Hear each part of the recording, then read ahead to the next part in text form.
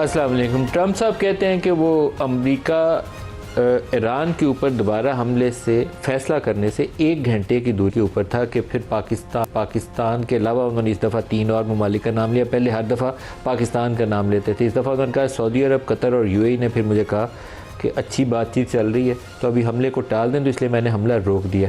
उन्होंने कहा कि एटमी हथियार बनाने की ईरान को इजाज़त नहीं है और वो न्यूक्लियर डस्ट, वो कहते हैं जब हमने जून के अंदर अटैक किया था तो वो पहाड़ वगैरह कोलैप्स कर गए जिसमें वो 30,000 पाउंड वजनी उन्होंने बम फेंके थे। तो उसके नीचे जो या अमेरिका निकाल सकता है तो या चाइना निकाल सकता है, ईरान को उसको रखने का कोई इख्तियार नहीं है। लेकिन उनकी बातों से लगा कि वो पुर उम्मीद है कि शायद चीज़ आगे बढ़ जाएगी। मोहसिन नकवी साहब का जब विज़िट हुआ और वहाँ उनकी मुलाकातें हुई कालिबाफ से भी और बाकी लोगों से भी, तो उसके बाद मसूद पेज़ेश्कियान जो ईरान के सदर है उससे भी मिले।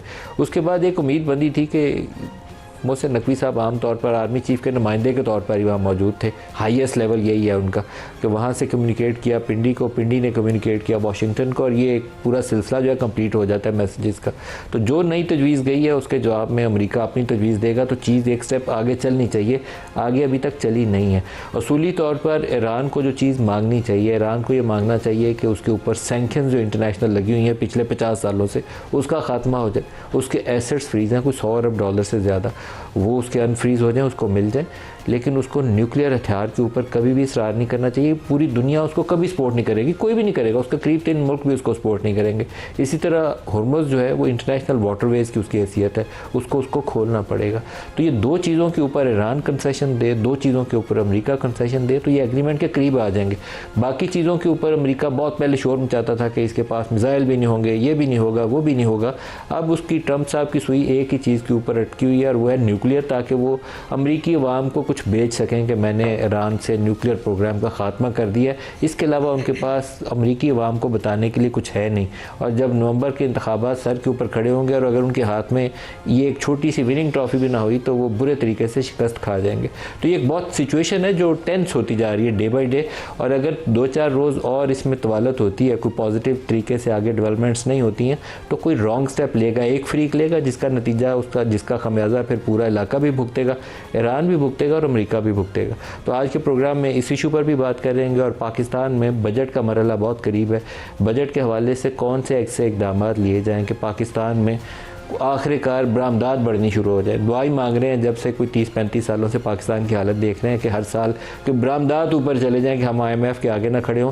लेकिन मुझे अभी काफ़ी तशवीश है कि हमने 6 महीने के बाद IMF से दोबारा रुजू करना है एक नए 3 साला प्रोग्राम के लिए, क्योंकि पाकिस्तान की जो बरामदात हैं पिछले साल की निस्बत भी कम है, ऊपर तो क्या जाना है, पिछले साल की निस्बत भी कम है।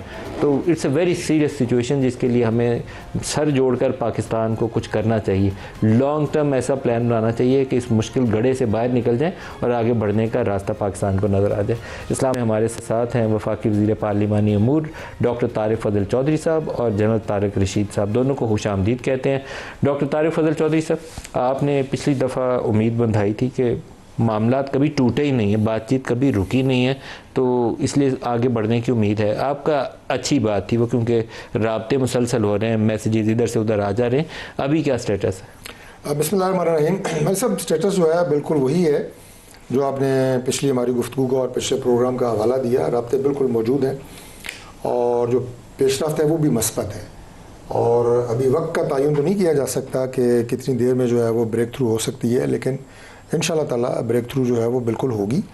और ये खुशाइंद है कि अमेरिका ने, जिस तरह की अभी आपने अपने प्रोग्राम के इब्तदाइये में बात की, दोबारा अभी कोई जंग की तरफ नहीं जा रहे, बल्कि ये जो सीज़ फायर था इसकी एक्सटेंशन दर एक्सटेंशन ये हो रही है। और जिससे ज़ाहिर होता है कि अमेरिका भी इस बात में वो बहुत ज़्यादा इंटरेस्टेड नहीं है कि हर सूरत में जंग जो है ये दोबारा शुरू हो। और ईरान की जो चंद आपने गुफ्तगू में फरमाई हैं जो बातें, ये बिल्कुल सही हैं कि देखें, ये जो आबना हुर्मुज़ है इसकी जो जंग से पहले की सूरत हाल है उसके करीब तर ईरान को भी जाना पड़ेगा। उसकी वजह यह है कि इसकी बंदिश से कोई एक मुल्क या एक फ्रीक जो है ये मुतासर नहीं हो रहा है, और अमेरिका को इसकी बंदिश से कम फ़र्क पड़ेगा, लेकिन इस रीजन में मौजूद जितने भी ममालिक हैं और जो उसमें से अक्सर ममालिक जो हैं वो ईरान के हलीफ ममालिक हैं, उन सबको फ़र्क पड़ रहा है। तो लिहाजा बहुत अरसे तक इसकी जो बंदिश है इसके जो नुकसानात होंगे, तो उससे फिर आपको आहिस्ता आहिस्ता इस खत्ते के अंदर से भी आवाज़ें बुलंद होना शुरू हो जाएंगी कि ईरान को इसको खोलना चाहिए। और इसकी जो आमदोरफ्त है ये ओपन होनी चाहिए। तो जो स्टैंस ईरान का है वो अगर इससे ज़्यादा इस सूरत हाल से अपने लिए लॉन्ग टर्म बेनिफिट ले सके, इस डील को अगर जब वो फाइनल करता है और ये माहिदा जो है ये साइन होता है अमन माहिदा, तो वो उसके लिए सबसे बेहतर है। आप पर उम्मीद है कि इस्लामाबाद में ही होगा? जी मैं बहुत ज़्यादा पुरुमीद हूँ, इंशाल्लाह ये होगा और अल्लाह के फजल से इस्लामाबाद में ही होगा। सर एक बड़ी साइलेंट सी डेवलपमेंट हुई है, बल्कि अभी प्रोग्राम शुरू होने से पहले जनरल तारिक साहब से मैं इस इशू पे बात कर रहा था।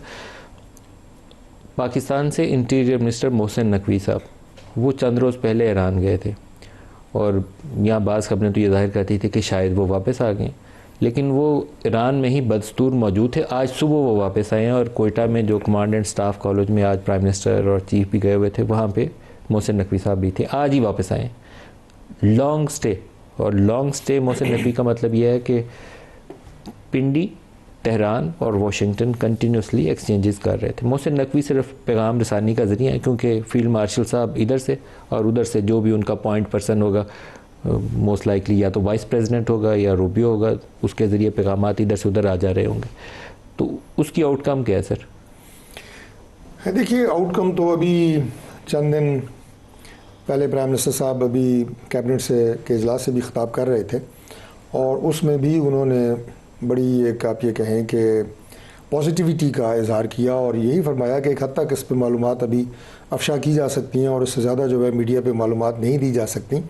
तो मैं यही कहूँगा कि क्या बोला उन्होंने कि क्या चीज़ अफशा की जा सकती? मलिक साहब अभी ये मेरा ख्याल कबल अज़ वक्त है, यानी ये जो मुज़ाकरात हैं, ये जो दोनों मुल्कों के दरमियान जो पाकिस्तान सालसी का किरदार अदा कर रहा है, उसी के हवाले से वो कह रहे थे कि मालूमात एक ख़ास हद तक अभी दी जा सकती हैं और कई दफ़ा मीडिया पर बरमला वो कह भी चुके हैं। तो इस सिलसिले में एक लिमिटेड इंफॉर्मेशन अभी दी जा सकती है, बाकी खुशाइंद है, दोबारा मैं ये बात कहूँगा पॉजिटिव है। और आप उम्मीद है कि इस्लामाबाद में ही नेक्स्ट राउंड होगा और इंशाल्लाह इस्लामाबाद में नेक्स्ट राउंड भी होगा और जो फाइनल मुआहदा होगा वो भी इस्लामाबाद में होगा। सर जनरल तारिक साहब, मैं साथ साथ प्रोग्राम करते करते रिपोर्टर हूँ तो मैं खबरें पता करता रहता हूँ, तो मैंने मोहसिन नकवी साहब को ढूंढना शुरू किया कि मोहसिन नकवी साहब कहाँ तक पहुँचे। तो उनके ऊपर लेटेस्ट अपडेट यही है जो मैंने आपको बताया कि उनका लॉन्ग स्टे हुआ ईरान के अंदर और आज ही वापस आए हैं। तो इस लॉन्ग स्टे में मोहसिन नकवी साहब ने वहाँ बैठ के तो आराम तो नहीं किया होगा, क्योंकि फील्ड मार्शल साहब से बराह रास्त उनका कांटेक्ट है, तो मैसेजेस इधर भी जा रहे होंगे, वाशिंगटन से भी आ रहे होंगे और वो कंटिन्यूस एक्सचेंज हो रही होगी। तो अब एक्सपेक्ट क्या किया जाना चाहिए? देखिए जैसे मैं तारिक साहब की बात आगे बढ़ाऊंगा कि इंशाल्लाह अच्छी खबरें निकलेंगी और पाकिस्तान ये खबरें दुनिया को सुनाएगा। जैसे आपको पता है कि मोहसिन नकवी साहब कॉन्फिडेंट हैं हमारे फील्ड मार्शल साहब के, और देखिए वहाँ खुद चले और इस वक्त मिलिट्री डिप्लोमेसी ही इफेक्टिव रोल प्ले कर रही है तेहरान और वाशिंगटन के दरमियान। तो वहाँ से जो लेटेस्ट वहाँ से जो प्रपोजल ईरान की बनी वो हमारे मोहसिन नकवी साहब की मौजूदगी में ईरान ने बनाई, वो वाशिंगटन गई, वाशिंगटन से जवाब आया, उधर ही थे ये और वो इनको दिया गया और उस पर ईरान ने मेरी जो इन्फॉर्मेशन है थोड़ा सा बैक ट्रैक किया है और न्यूक्लियर पे फ्लेक्सिबिलिटी दिखाने को ऑलमोस्ट वो तैयार हुए हैं। और बट उनकी डिमांड ये है कि हमसे सैंक्शन हटाई जाएँ, हमारे एसेट फ्रीज किए जाएँ, एसेट अनफ्रीज किए जाएँ और ब्लॉकेट हटाया जाए वहाँ से।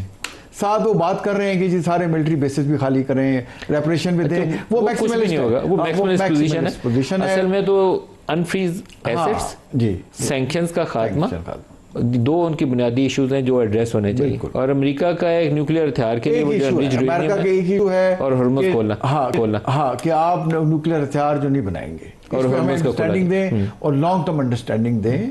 और देखिए अगर ईरान ने न्यूक्लियर हथियार बनाने होते, आप देख रहे हैं बाज़ रिपोर्ट्स ये जाहिर करती हैं कि मुमकिना तौर पर अगर ये इलाके के ममालिक और चाइना वगैरह ने भी सपोर्ट किया तो IAEA के सेफगार्ड्स के तहत जो सिविल यूजेज है ना 3.67% वाली जो लिमिट है उसके अंदर हो सकता है कि वो भी उसको इजाज़त ईरान को मिल जाए। बिल्कुल। तो मेरा ख्याल है ईरान के लिए आइडियल मौका है कि इससे फ़ायदा उठाए। और इन ईरान और अमेरिका की देखें जो जंग है इसमें इजराइल भी साथ शामिल है, पूरी दुनिया को इफेक्ट किया हुआ है। तो आपस में बेहतर है मामला सेटल कर लें और वरना पूरी दुनिया इनके मामला से फाइनेंशियली इकोनॉमिकली वो उससे जो है वो इफेक्ट हो रही है। और इसमें देखिए जो रोल प्ले कर रहे हैं, ठीक है, ईरान और सऊदी अरेबिया, कतर और यूएई ने तो कहा है, देखिए यूएई की बड़ा इंटरेस्टिंग है।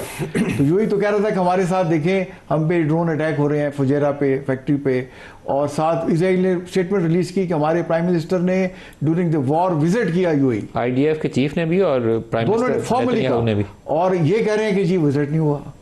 तो देखिए ये जही और जो है नेतन्याहू एन मौके पे आपको दगा दे सकते हैं। तो इजराइल ने बिट्रे किया यूएई के लीडरशिप को भी, ऑफिशियल स्टेटमेंट जारी किया, स्टेटमेंट देके, और ये ऑफिशियली उसको डिनाई कर रहे हैं देखें। और साथ अब यूएई कह रहे हैं अमेरिका को कि जी आप ठहर जाएं, लेकिन यूएई ने अपना कैंप पसंद खुद से कर लिया। वो अमेरिका और इजराइल वाले कैंप में चले गए, चाहे वो फायदे में रहे या नुकसान में, लेकिन उन्होंने कैंप अपनी पसंद से चुन लिया। देखिए 15 से 20 फ्लाइट्स डेली चल रही थी यूएई और तल अवीव, और अपने आप को पूरे मिडिल ईस्ट में एक्सपोज किया, और सऊदी अरब से दूरी होगी, सऊदी अरब से, बाकियों से भी, कतर से और बाकी ममालिक से जो गल्फ। सर टॉक्स का क्या एक्सपेक्ट करते हैं आप? ये जो डेवलपमेंट है मोहसिन नकवी वाली, ये मुझे लगता है कि शायद मामले को एक स्टेप आगे ले जाए, हो सकता है। बिल्कुल आगे जाएगा, बिल्कुल आगे जाएगा। देखिए एक तो अगर यूएस ने अमेरिका ने अटैक करना होता तो पहले कौन सा बता के अटैक किया, अभी तक अटैक कर बैठे होते।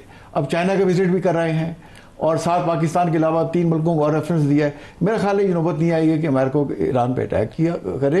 और मोहसिन नकवी साहब ने वहाँ बैठ के फील्ड मार्शल साहब की सारी जो बातचीत है उनसे की होगी, और देखिए वहाँ जो जवाब जा रहा है आ रहा है उसको साथ वहाँ बैठ के उनके साथ डिस्कस किया है। तो ये बड़ी देखिए पाकिस्तान के एक बड़ा उसका पाकिस्तान की कामयाबी है कि जो काम दुनिया को कोई मुल्क या अक़वाम मुत्तहिदा नहीं करा सका वो पाकिस्तान करा रहा है। मैं ये समझता हूँ कि इसी हफ्ते इंशाल्लाह अच्छी खबरें निकलेंगी, और इसी हफ्ते इस हफ्ते खत्म होने से पहले या अगले हफ्ते के शुरू में। और मैं समझता हूँ second round of Islamabad talks जो है इंशाल्लाह मई के अंदर ही पाकिस्तान में होगा, मई में होगा इंशाल्लाह। सो उन्होंने टाइम फ्रेम तय किया, जो अच्छी बात है। हम खबरें चलाने के लिए वक्त पूछते हैं किस तारीख को फलाना काम होगा। सर आज जो कमांडेंट स्टाफ का कोटा था उसमें प्राइम मिनिस्टर और फील्ड मार्शल की मौजूदगी वो एक अच्छा स्टेप था, और इनको फ्रीक्वेंटली वहाँ जाना चाहिए। आप लोगों को कैबिनेट मीटिंग वहाँ करनी चाहिए। लेकिन असल सवाल जो है वो इससे जुड़ा हुआ है, टेररिज्म, उसका निशाना ख़ास इस वक्त बलूचिस्तान है। तो वहाँ जितनी प्रेजेंस होगी फील्ड मार्शल की, प्राइम मिनिस्टर की, आपकी कैबिनेट की, उतना ज़्यादा उसके ऊपर तवज्जो भी हमारी होगी। बिल्कुल आप सही फरमा रहे हैं। देखिए रकबे के एतबार से हमारा सबसे बड़ा वो सूबा है, और हमेशा हमारे वो यानी जो नेशनल एक एजेंडा होता है अपने सूबों को तरक्की देने का, उनके मसाइल हल करने का, तो बलूचिस्तान हमेशा जो है टॉप ऑफ द लिस्ट रहा है, प्रायोरिटी पे रहा है। पीपल्स पार्टी की गवर्नमेंट हो, उन्होंने आगाज़ हुकूक बलूचिस्तान किया। हमारी गवर्नमेंट्स जब रही हैं बलूचिस्तान के इशूज़ के हवाले से, उनकी ग्रांट्स के हवाले से, उनकी चीज़ों को हल करने के हवाले से, हमारे जितने भी वज़रा आज़म रहे हैं PMLN के, मियां नवाज शरीफ साहब हों, शहबाज शरीफ साहब हों, ये हमेशा हमारा टॉप एजेंडा रहा है। और इस वक्त जो हमारा दुश्मन मुल्क है इंडिया, वो जिस तरह वहाँ पे अपनी प्रॉक्सीज़ को फंड कर रहा है, और लॉ एंड ऑर्डर की सिचुएशन और टेररिज्म की सिचुएशन में इन्वेस्टमेंट इंडिया की तरफ से हो रही है, वो भी ज़बान ज़द-ए-आम है। वो ऐसा नहीं है कि हम बात कर रहे हैं यहाँ आपके चैनल पे, ये प्रोग्राम में बैठ के, पूरी दुनिया इस बात को जानती है, और उसको ठोस शवाहिद वो हर प्लेटफॉर्म पे पाकिस्तान जो है वो फराहम करता रहा है। हैविंग सेड दैट, मैं ये कहूँगा कि जिस लेवल की वहाँ पे हमारी लॉ इन्फोर्सिंग एजेंसीज, सिक्योरिटी के इदारे, अफवाज पाकिस्तान जिस मेहनत से काम कर रहे हैं, जिस जज्बे से काम कर रहे हैं, और वहाँ पे जितनी तादाद में शहादतें हो चुकी हैं इन तमाम इदारों को जिनके मैंने नाम लिया, और उसके बावजूद हमारे बहादुर जवान वहाँ पे लड़ रहे हैं अपने वतन अज़ीज़ की हिफाजत के लिए, वो भी काबिल सताइश है।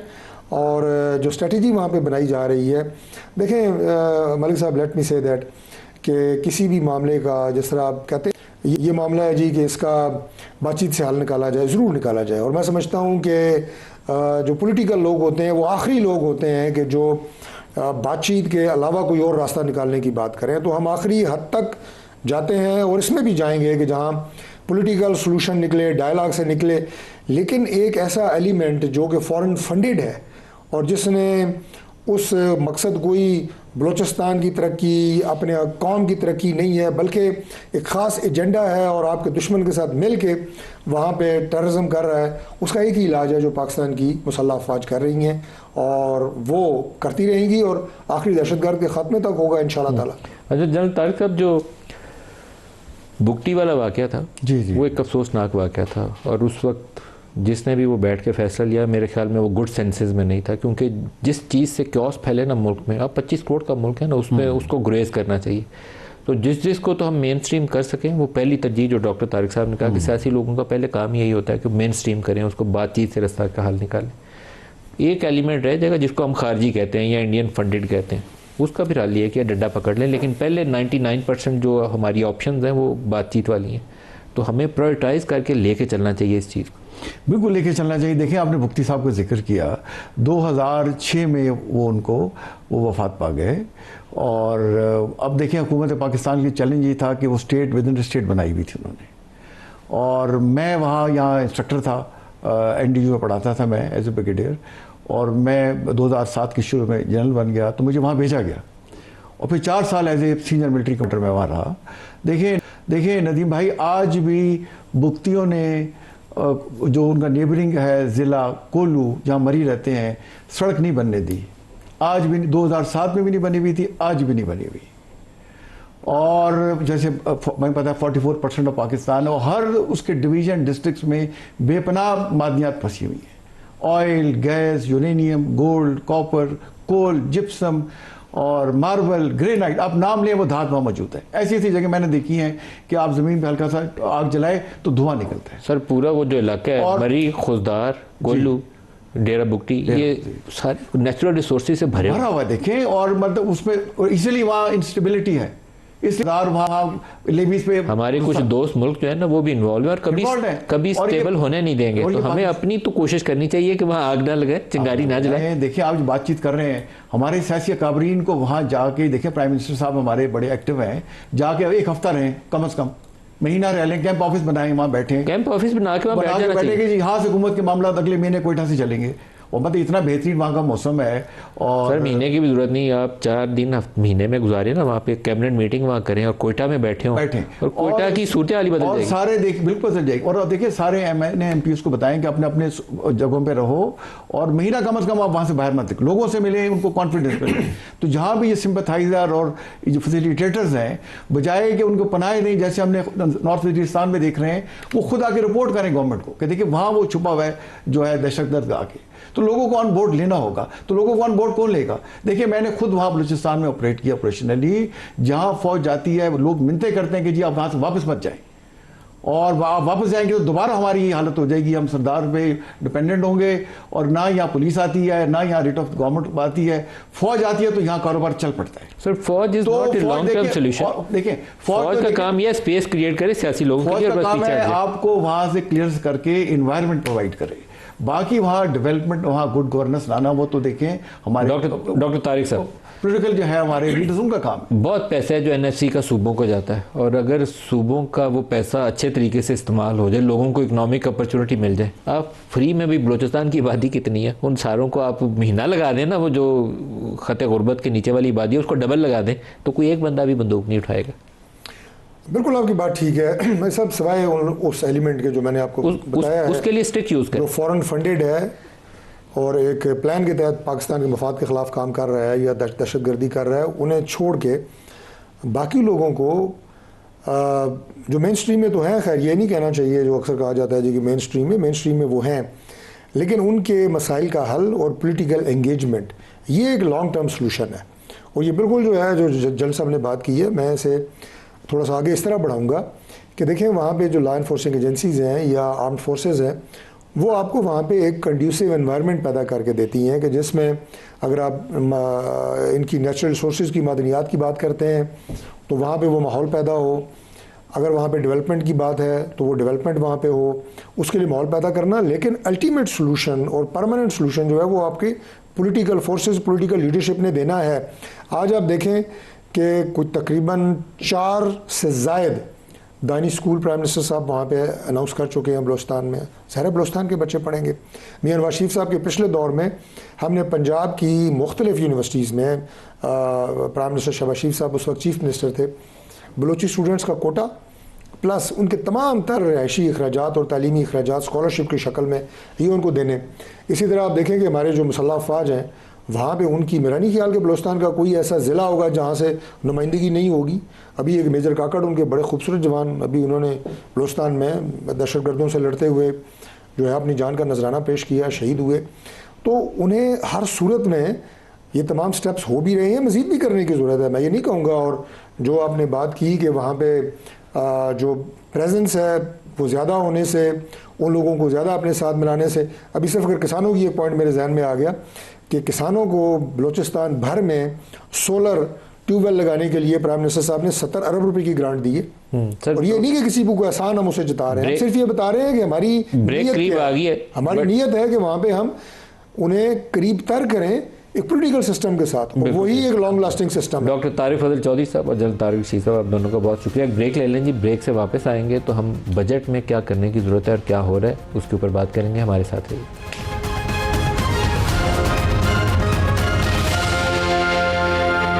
प्रोग्राम में दोबारा खुशामदीद कहते हैं। बजट करीब आ रहा है और बजट करीब आते साथ ही कुछ बड़े बड़े मैक्रो इंडिकेटर देखें तो पाकिस्तान में ग्रोथ जो है वो 3-3.25% से ऊपर जा नहीं रही और उतना ही हमारा पॉपुलेशन ग्रोथ रेट है। इन्फ्लेशन जो है थोड़ी बहुत उसमें कमी आई, अब दोबारा ऊपर जा रहा है।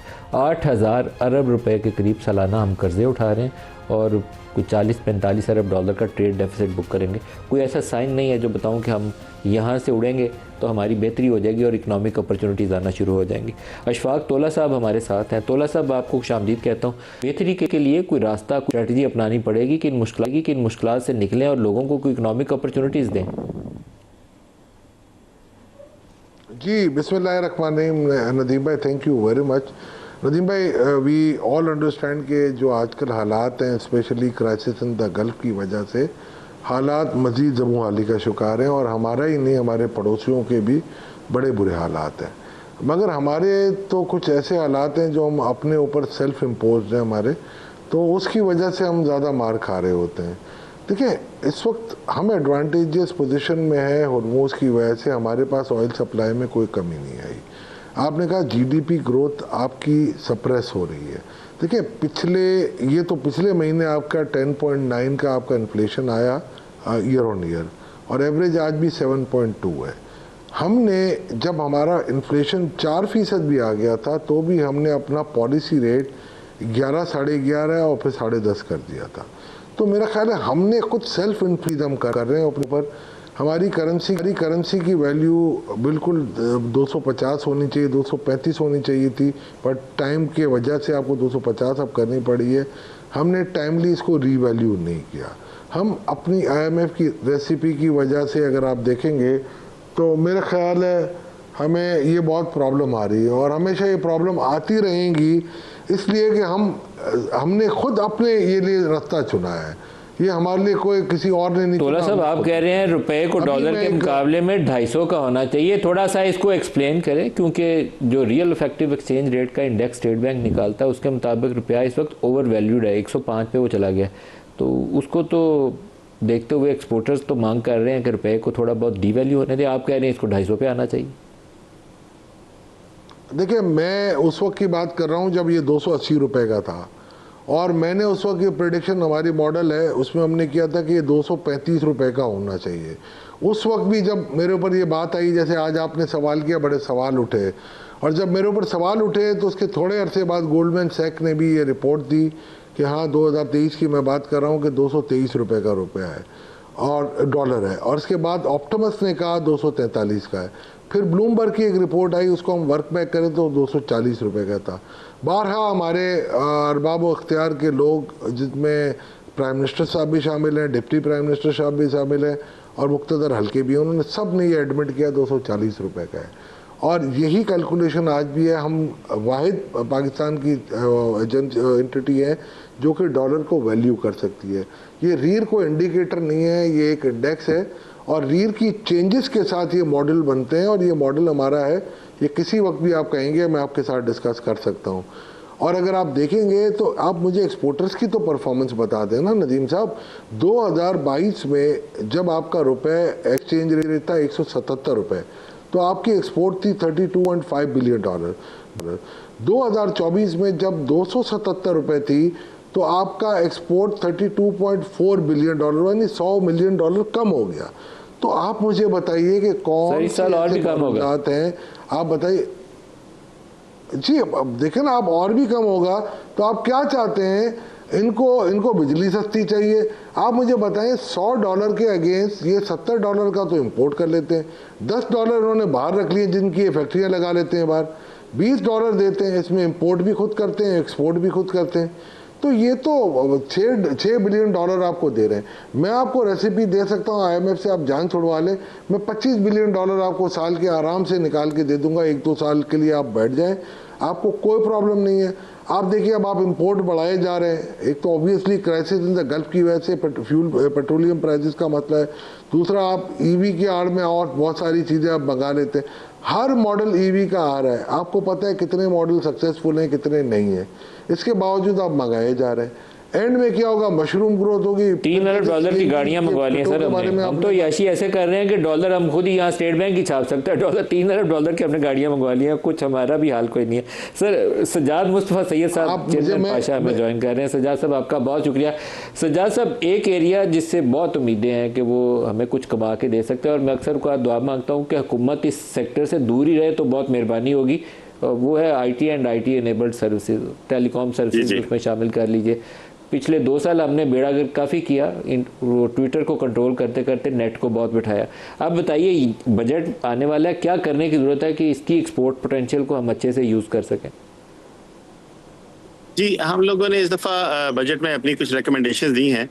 उसमें एक चीज़, हम 2 ही बड़ी मेजर हमारी रिक्वेस्ट हैं। एक तो ये है कि जो हमारे एग्जिस्टिंग टैक्स रिजीम है उसको चेंज ना करें, ये हमारी बहुत बड़ी रिक्वेस्ट है, बिकॉज सिलसिला चल रहा है, बड़ी मुश्किल से things have come on track. Let's not change. I mean, we have a winning strategy. Let's keep on continue with it. तो इसमें FTR वगैरह की हमारी रिक्वेस्ट है वो ना करें। अलबत्ता 1-2 हमारी और रिकमेंडेशन है। एक हमारा बहुत मेजर इंडस्ट्री का इशू है जो रिमोट वर्कर की, और जो स्टैंडर्ड हमारी जो रिमोट वर्कर का की टैक्सेशन और एम्प्लॉयज़ की टैक्सेशन में डिफरेंशियल है, वो हमारी ये रिक्वेस्ट होती है कि डिफरेंशियल प्लीज़ वो हल किया जाए। दूसरा हमारा एक बहुत मेजर जहाँ पे लॉस होता है हमारी इकोनॉमी को, वो ये होता है कि जो वेंचर कैपिटल फंड था वो बिल्कुल ख़त्म हो गया पाकिस्तान में आना, और उसकी सबसे बड़ी वजह ये है कि हमने कैपिटल गेन्स टैक्स जो है वो ओवर 40% कर दिया है। सो जब तक कैपिटल गेन्स टैक्स कम नहीं होगा तब तक पाकिस्तान के अंदर मजीद फॉरेन इन्वेस्टमेंट नहीं आएगी IT सेक्टर में। तो अगर ये 3 चीज़ें हमारी हल कर दें, जिसमें एक कंटिन्यूटी ऑफ पॉलिसी है रिगार्डिंग FTR, एक रिमोट वर्कर की टैक्सेशन का इशू है वो, और तीसरा ये जो हमारा वेंचर कैपिटल के ऊपर जो कैपिटल गेन्स टैक्स है, अगर ये 3 मसाइल हमारे हल कर दें तो आई थिंक हमारी इंडस्ट्री मजीद एक्सपोर्ट कर पाएगी। जी, इस साल क्या आप तवक्को रखते हैं 30 जून तक IT और IT एनेबल्ड सर्विसेज की बरामदात कितनी हो जाएंगी? सर हम तकरीबन 4.5 बिलियन को तकरीबन टारगेट कर रहे हैं, गिव और take. So I think we are on track. अलबत्ता कुछ डाउन साइड आई है because of the situation in the Middle East, but अल्हम्दुलिल्लाह कुछ चीज़ें पॉजिटिव भी हुई हैं। सो कुछ अगर हमने if we play or act together and अपनी अनाउंसमेंट्स हम अपनी सही टाइम पे करते रहे, और हमारा इंटरनेट और इस किस्म की चीज़ों में प्रॉब्लम्स ना आए, तो इंशाल्लाह हम 4.5 तक टारगेट कर रहे हैं इस साल। जी सही है। टोला साहब आपके जहन में क्या प्लान है फॉरेन एक्सचेंज अर्निंग बढ़ाने का, जिसका आप तज़किरा कर रहे हैं, मोटे मोटे नुक्ते? देखिए, सबसे पहले तो आपका 50 लाख रुपए का आपका इनकम टैक्स ऑर्डिनेंस में है 111 सबसेक्शन 4 का, और वो 2018 में हमने सेट किया था। और अगर आज इन्फ्लेशनरी मेजर भी लेके अगर आप देखें तो मेरा ख्याल से $1,00,000 होने चाहिए। 4 लाख लोग रेमिट करते हैं। हमारी टोटल जो प्रोफाइल है वो $38 बिलियन की, और जिसमें से $4 बिलियन इनकम टैक्स की ये फैसिलिटी और कंसेशन अवेल करते हैं। और ये हम अगर $40,000 भी अगर आए, 30 लाख रुपए आते हैं नॉर्मली एवरेज 4 लाख लोगों के, और अगर ये $40,000 भी आए ना तो हम $16 बिलियन यानी $12 बिलियन एक्स्ट्रा मंगा सकते हैं। दूसरा, आपको रेमिटेंसेस में आपको थोड़ी सी आप कहते हैं कि जो लिमिट है इसकी बढ़ा के कितनी कर देनी चाहिए? $1,00,000 कर देनी चाहिए। $1,00,000 आप कर दें, और $1,00,000 में से भी अगर आप एवरेज $40,000 भी आता है 4 लाख लोगों का, तो आपके पास आराम से $16 बिलियन आ सकता है। दूसरा, आप रेमिटेंसेस में आप इंसेंटिव ये दें कि जो रेमिटेंसेस डायरेक्ट देगा, हवाला हुंडी का जो रेट का फ़र्क है 8 से 10 रुपए का है, आप उनको इंसेंटिवाइज करें। जो $34 बिलियन आ रहा है कि जी हम आपको 15 रुपए पर डॉलर आपके घर पे टैक्स फ्री दे देंगे रुपी में, तो मैं आपको यकीन के साथ कह सकता हूँ 10 से 12 बिलियन डॉलर वहाँ से भी निकल सकता है। तो ओवरऑल 20 से 25 बिलियन डॉलर हम निकाल सकते हैं। दूसरा, ये मेरे भाई जो हमारे बैठे हुए पाशा बहुत मेहनत कर रहे हैं, ये लोग अल्हम्दुलिल्लाह बट इनको भी एक थोड़ा सा मेरी रिक्वेस्ट होगी कि इनकी जो जायज़ मुतालबात, इनका एक और भी मुतालबा था जिसकी मैंने बड़ी हिमायत की थी कि इनको जो आउटफ्लो में 60-70% भेजने होते हैं वो भी दे दें जब आप एक्सपोर्टर को देते हैं तो। मगर एक मैं यकीन के साथ कह सकता हूँ हर कंपनी का ये नहीं है मामला। नदीम भाई, ये काफ़ी इनकी ऐसी कंपनीज भी हैं, बहुत अच्छे लोग भी हैं जो कि पैसे पाकिस्तान में पूरे नहीं लाती हैं, ये अप्रिशिएट करें। और फ्रीलांसिंग का जो भी पैसा है वो डिजिटल बैंक के थ्रू बाहर ही रहता है।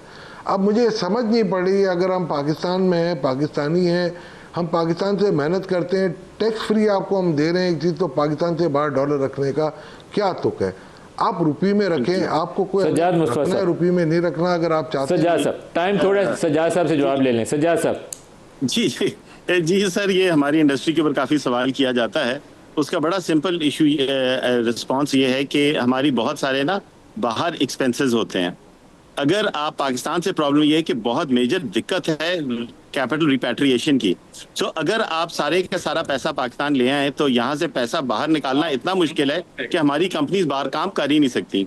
अनलाइक आईटी ना, अनलाइक अदर इंडस्ट्रीज जहाँ पे आप फिजिकल गुड्स ट्रांसफर करते हैं, आईटी का कारोबार करने के लिए आपको उन ममालिक में पूरे ऑपरेशन सेटअप करने पड़ते हैं। आपको वहाँ पे दफ्तर बनाने पड़ते हैं, आपको वहाँ सेल्स फोर्स रखनी पड़ती है, आपको वहाँ पे कंसल्टेंट भेजने पड़ते हैं। सो अगर आप पाकिस्तान से बाहर कैपिटल ना लेके जा सकें तो आप वो काम कर ही नहीं सकते। और इसी को करने के लिए हम कैपिटल वहाँ पे रखते हैं। और हमारी एक बहुत बड़ी रिक्वेस्ट हुकूमत से है और रिकमेंडेशन है कि स्टेट बैंक से कहें कि वो पॉलिसी और प्रोसीजर्स जो हैं वो आसान करें ताकि कैपिटल रिपैट्रिएशन कर सकें। दूसरा, जो हमारा रिमोट वर्कर वाला इशू है, वो भी एक बहुत बड़ी वजह है जिसकी वजह से कंपनीज को पैसा बाहर रखना पड़ता है, क्योंकि अपने लोगों को ने डॉलरों में तनख्वाह देनी पड़ती है, क्योंकि इतना ज्यादा आर्बिट्राज है between A taxation of employees, the payroll taxes and the freelancing taxes. और इसीलिए हम कह रहे हैं कि आप रिमोट वर्कर का एक कैटेगरी निकालें, और जो रिमोट वर्कर्स हैं वो लोग जो यहाँ बैठ के एक ही कंपनी से हजारों डॉलर कमा रहे हैं, उनको भी वैसे ही टैक्स करें जैसे आप आईटी कंपनीज के एम्प्लॉइज को करते हैं, ताकि कंपनीज को बाहर पैसा रखना ही ना पड़े और ना ही रिमोट वर्कर्स को रखना पड़े। अच्छा सज्जाद साहब, एक चीज ये बताएं कि जो मिडिल ईस्ट में अपॉर्चुनिटीज आ रही हैं इस वक्त, कतर में है, यूएई में है, सऊदी अरब में है, तो आप लोगों को वहाँ अपने ऑफिस सेटअप करने में और अपने स्टाफ को वहाँ पर डिप्लॉय करने में, उनके वीज़ा के असूल में, वर्क वीज़ा, बिजनेस वीज़ा, उसमें आसानियाँ हैं या उसमें रुकावट है? सर, यूएई में तो बहुत ज़्यादा प्रॉब्लम्स हैं और हमने गवर्नमेंट और मिनिस्ट्री ऑफ फॉरेन अफेयर्स के साथ ये बहुत हाई लेवल पे टेकअप किया है। बहुत ज़्यादा प्रॉब्लम्स हैं। Market access remains one of our biggest problems for our industry to grow, क्योंकि हमारे लोग वहाँ जा ही नहीं सकते। अगर जाएंगे नहीं तो कारोबार कैसे करेंगे? इस वक्त यूएई के अंदर हमारा बहुत बड़ा प्रॉब्लम है जहाँ हमारी कंपनियाँ नहीं जा पाती। फॉर्चुनेटली यूएई और सऊदी अरब और कतर में, सऊदी अरब और कतर में जो वर्क वीजास हैं वो आसान हैं, रिलेटिवली मिल रहे हैं आजकल। बट जो रेजिडेंस परमिट्स हैं, जब से ये, अलबत्ता पहले तो बहुत आसान था, पर जब से ये सिचुएशन थोड़ी मिडल ईस्ट की खराब हुई है, अब कुछ चैलेंजेस हैं सर्टन आईटी कंपनीज को, सर्टन एम्प्लॉइज को। But we are working with government to get them resolve. और वो सिर्फ पाकिस्तान को नहीं है, वो जो चैलेंजेस हैं वो अक्रॉस द बोर्ड हैं, वो बाकी ममालिक को भी हैं। बट ऑफ कोर्स हमने तोला साहब, आपने ये जो बिल्कुल एक लाइन में आपने ये जो दो चीज़ें बताई कि $1 लाख तक नो क्वेश्चन आस्क पैसा आने दें और रिमिटेंसेस घर बैठे उनको कुछ इंसेंटिव के साथ उनको घरों में लोगों को पैसा दें, ये तजवीज़ आपने फाइनेंस मिनिस्टर को दी या नहीं दी? एवरीथिंग इन राइटिंग नदीम साहब, मैंने आप सबको बुकलेट्स भेजी है, इसमें सब चीज़ें लिखी हुई हैं। अभी हमने एक बजट बनाया है माइनस IMF, दो सिचुएशन पे कि एक माइनस IMF आप चलते हैं तो आपकी क्या सिचुएशन होगी, वो भी हम इंशाल्लाह कल रिलीज़ कर देंगे। और एक हमने थोड़ा सा मॉडिफिकेशन किया है कि अगर डिफेंस के एक्सपेंडिचर बिफोर अगर NFC अवार्ड अगर निकाले जाएं तो क्या सिनेरियो बनेगा। बहुत ब्राइट सिनेरियोज हैं पाकिस्तान के लिए, पाकिस्तान को किसी की ज़रूरत नहीं। और मैं पाशा साहब को एक रिक्वेस्ट करता हूँ, पाशा साहब जो भी आपके मारूजात हैं आप दें। टाइम सर खत्म हो गया, दोबारा इसको डिस्कस करेंगे। इशफाक तोला साहब, सज्जाद मुस्तफा साहब के लिए इतना ही इजाज़त दीजिए। अल्लाह हाफिज़।